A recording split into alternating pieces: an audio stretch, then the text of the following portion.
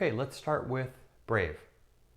And within that methodology is really a deep brain science practice of moving out of a stress response into a relaxation response and ultimately into new possibility, new performance enhancement, new practices for health or getting over an injury or whatever that might be. So we're going to encourage you to go through the Brave practice, and when you do that, you're going to learn, oh, okay, those are the pieces. That's why I'm doing those pieces that lead to the next piece, and then that will really inform you moving into our general library of recordings. So the Breathe and Relax is really about feeling the relaxation response or lack thereof. For many people, they're going to find that they're not used to relaxing, or it's uncomfortable, or it's a challenge to do that, and that's okay. That's a great starting place to create change, to create healing, and we will build on that.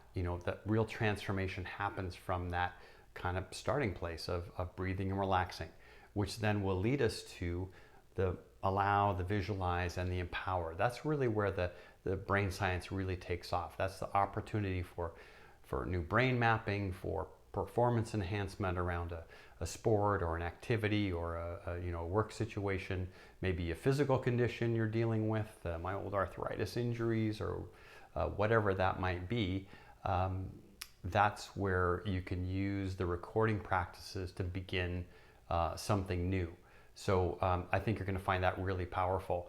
But again, to begin with, you want to start with moving through Brave, kind of understanding those pieces and the methodology, and then upon that completion, then in the orientation and understanding through experience what we're doing, then we're going to invite you to complete an assessment, and that's a really key part of our overarching therapeutic approach within Take a Breath for Schools and Communities, which is you kind of have to start where you are, like that day, that moment.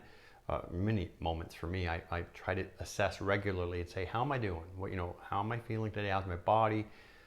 How am I breathing? That really is a starting place. Any journey begins from where you are. So we have to kind of figure out where you are, let you kind of self-regulate, acknowledge authentically where you are, and then we can move you forward on that journey. And that's really these tools of assessment in particular really separates us from much of the philosophy out there around some of the mindfulness practices, which are, they're I'm going to say entertaining sometimes, or distracting. But we really need to be honest about how we are and who we are to really make appropriate next steps. And for some people, that's a key, because it might even be that you recognize that there's some challenges, that you're actually in enough of a stress response that you need to reach out. We even need additional help, and that's something we would absolutely encourage and support.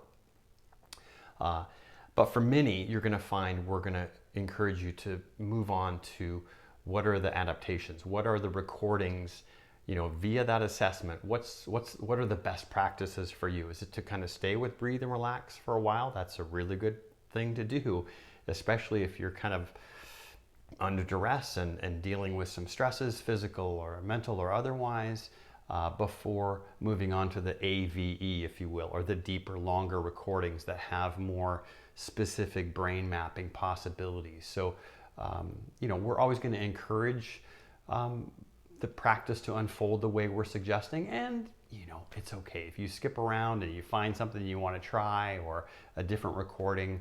Absolutely okay. Really, the key is repetition. The key is practicing regularly, and that's really where the transformation occurs, is regularly repeating practices. That's why we have a favorites tab on the website, so that you can you can place the ones you really like, put a little heart there, save it to repeat it again. And many of us repeat the recordings again and again and again. And so we've moved through Brave, we've moved through assessment, we've moved through, you're doing recordings now.